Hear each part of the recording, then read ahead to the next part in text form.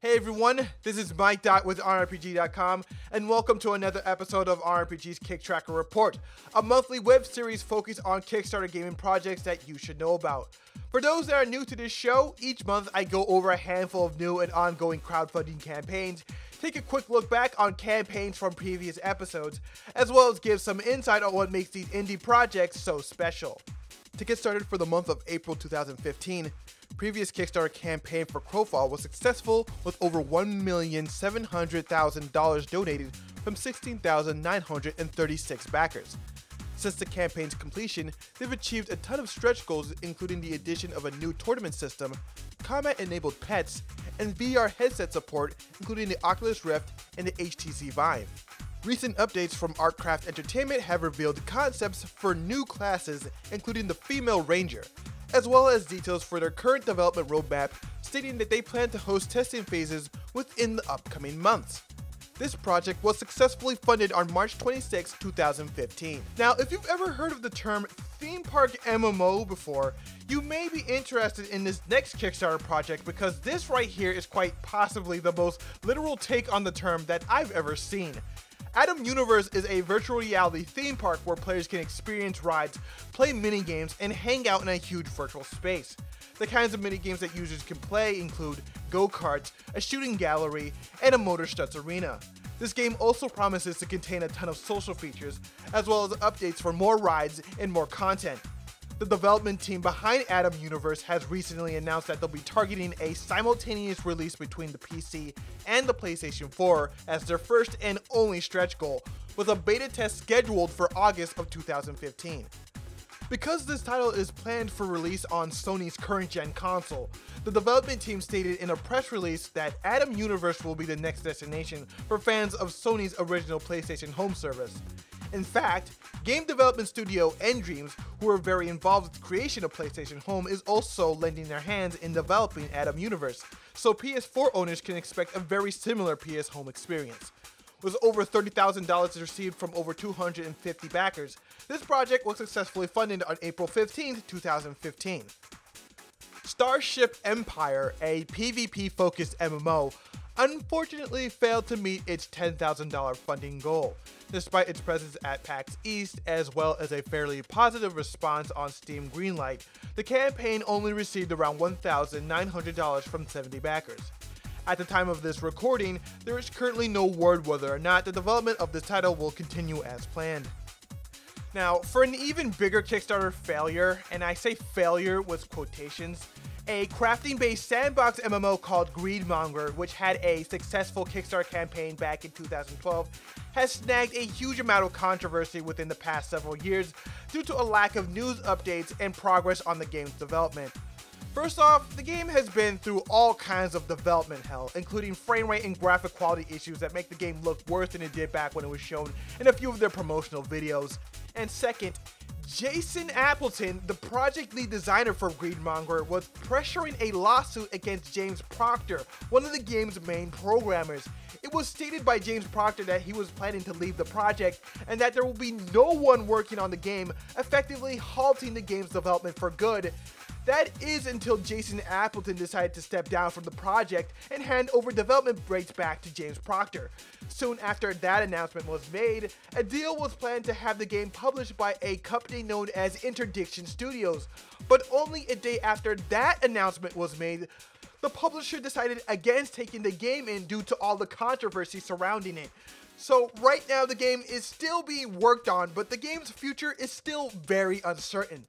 You know, I've seen a handful of bad Kickstarter projects back when it was starting to gain popularity among indie developers, but this right here it just really takes the cake, because stuff like this really gives Kickstarter and online crowdfunding a really bad reputation, and it's just going to make it that much harder for other game developers in the future to rely on crowdfunding if stuff like this continues to happen in the industry.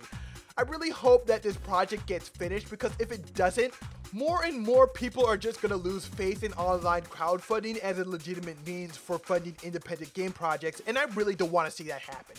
If you'd like to learn more about the controversy surrounding this game, feel free to check out Opokoruff's featured article link in the description below. Indie studio Impact Games is currently hosting a Kickstarter campaign for their first ever title called Hanako, the Soul the Samurai, which is a third-person action game based on feudal Japan. Using the power of the Unreal 4 engine, this game features an in-depth combat system, several different playable classes, environments that the players can use to their advantage, and more, all of which can be played online against other players. In order to drum up support for their Kickstarter, they've also released a playable demo that you can download for free on their Kickstarter page. I got to try out the demo myself, and I'd like to say that the combat system feels pretty good. It could use some improvements on the animations, but everything else so far is pretty spot on, especially the music. And speaking of which, the game's soundtrack is completely original and conducted by the London Orchestra, which you can also check out on their Kickstarter page. This game has a lot of good ideas going for it, but this game could use a little more support if they plan to reach their $70,000 base goal.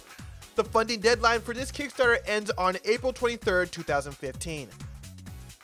Camelot Unchained by City State Entertainment recently released a new video of their current engine and tech progress for the alpha, which includes some impressive features such as server-based physics, a unique ability system, cube system, and more. This is the first official gameplay footage of the game that they've shown outside of their current NDA, and it really shows that development for the game has been ramping up.